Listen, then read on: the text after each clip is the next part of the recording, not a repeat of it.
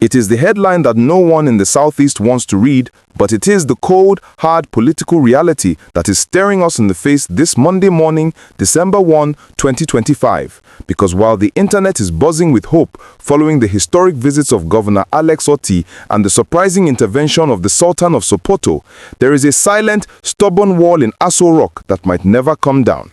The headline says, "Why Tinubu will never release Nnamdi Kanu on presidential pardon." And today we are going to play the devil's advocate, stepping away from the emotions and the optimism of the last 48 hours to look at the brutal calculation of power that suggests President Bola Tinubu might have already decided that Mazi Nnamdi Kanu will remain a prisoner of the state until at least 2027.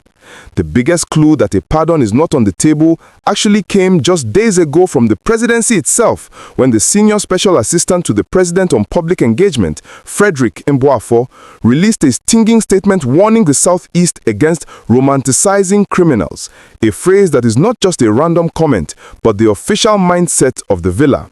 The presidency views Nnamdi Kanu not as a freedom fighter or a political prisoner, but as a Frankenstein monster who unleashed violence on his own people, and they believe that releasing him would be a direct insult to the memory of the security agents, the police officers, and the soldiers who were killed during the ESN attacks. For President Tinubu, a man who campaigned on renewed hope and strict national security, pardoning a man convicted of terrorism could be interpreted by the military hierarchy as spitting on the graves of their fallen comrades, a risk a commander-in-chief is rarely willing to take because nations thrive on crime and punishment, not sentiment.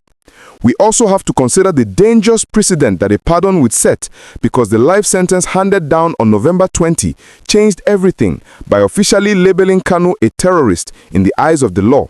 Meaning, if President Tinubu uses his prerogative of mercy to free him now, he is essentially telling every other agitator and criminal group in the country that if you make enough noise and burn enough police stations, you will eventually get a handshake instead of a handcuff. Security analysts in Abuja are warning that if Kanu is pardoned, the bandit leaders in the northwest and the insurgents in the northeast will demand the same treatment, asking why a man who challenged the sovereignty of Nigeria gets to go home while they are bombed in the forests. This is the floodgate theory, the fear that mercy for one becomes a license for anarchy for all, and it is a compelling argument for the hawks in the administration who believe that the only language the state should speak is force.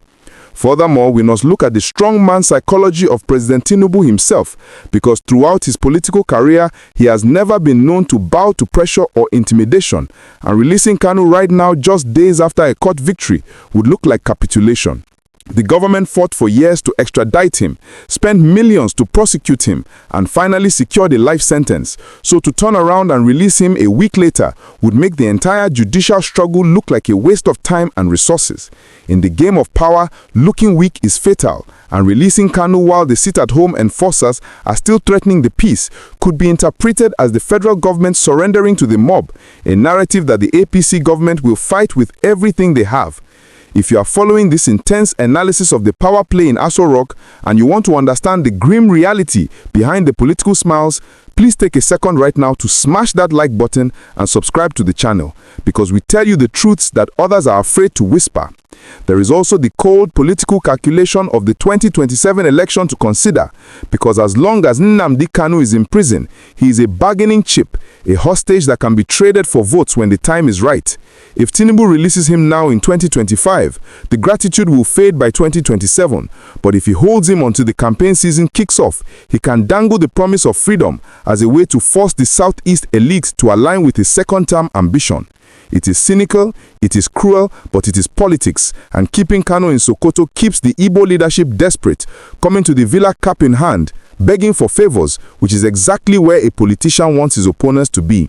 So finally, we cannot ignore the influence of the security cabal, the generals and intelligence chiefs who whisper in the president's ear and who view IPOB not as a political problem but as an existential threat to Nigeria's unity. They argue that Kanu is too dangerous to be free, that his influence is too magnetic, as seen by the reports of him converting inmates in Sokoto, and that releasing him would inevitably lead to the reorganization of the ESN and a renewed push for secession that could fracture the country. For these powerful figures, the Sokoto trap is not a mistake. It is the final solution, a way to keep him alive but neutralized, far away from his base, ensuring that the agitation slowly dies of oxygen starvation while the state moves on. So while the Sultan makes jokes and Governalty talks about deals, the hardliners in Abuja are likely looking at the life sentence and saying, job done. What do you think? Is the presidency's stance on crime and punishment the final word, or can the political pressure actually force Tinubu to break his own rules? Let me know your thoughts in the comments.